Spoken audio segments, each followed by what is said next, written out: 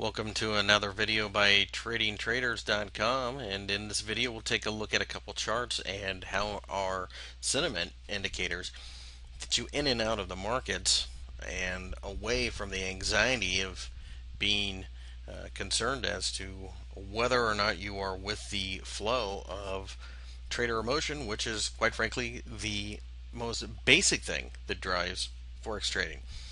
As you can see, we have the Kiwi dollar on the 4-hour chart and a short signal fired off at 81.55. You can see that we were drifting a little bit lower, but eventually we did break down quite drastically over several candles. And you can see also that we got a little bit of a pull up, and we've had even tighter candles, and we are starting to lose a little bit of momentum as traders who were once very bearish are starting to get a little bit concerned. Perhaps maybe the market has run a little too far too quickly. Very common emotion in the markets.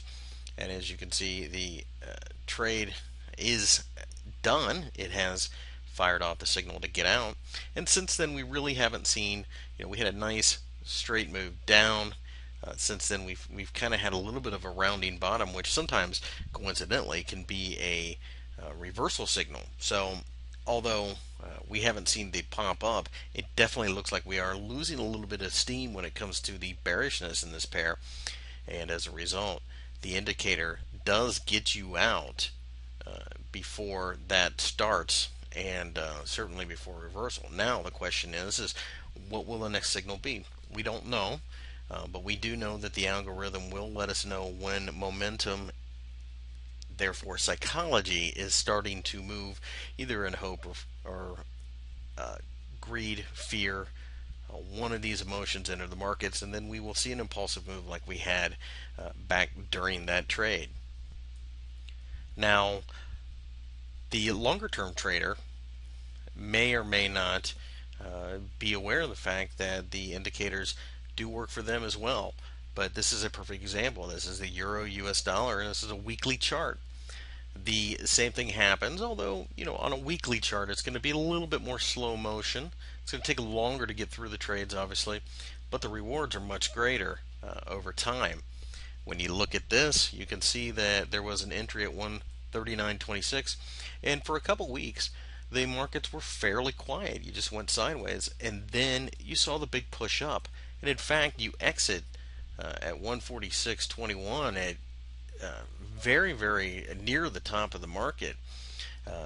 Once we had this kind of exhaustion, this kind of sideways motion, once we took a dip from there, the algorithm figured that the momentum was shifting, the psychology of the traders involved were shifting, therefore got you out, and you collected a majority of the move.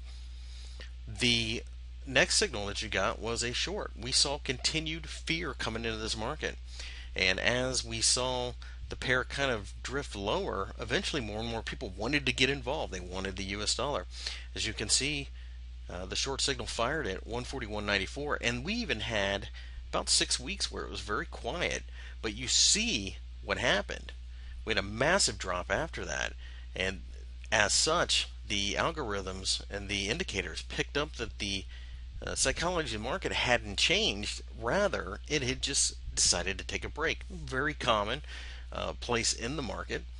You see a lot of times you'll see a move, and then you'll see a little bit of consolidation, and quite frankly, at one point or another, you do have to be concerned whether or not there's anybody left to buy or sell. So a lot of times the market will more or less take a break, and then eventually new sellers, in this case, join, and you can see that you just about got at the very bottom of the move once you decided to get out based upon the indicator when the exit short trade fired off.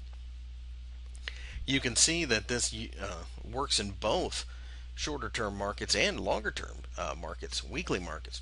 So for those of you who truly want to invest, maybe not so much trade, but more or less invest in the forex markets, you can see how this will work out for you as well.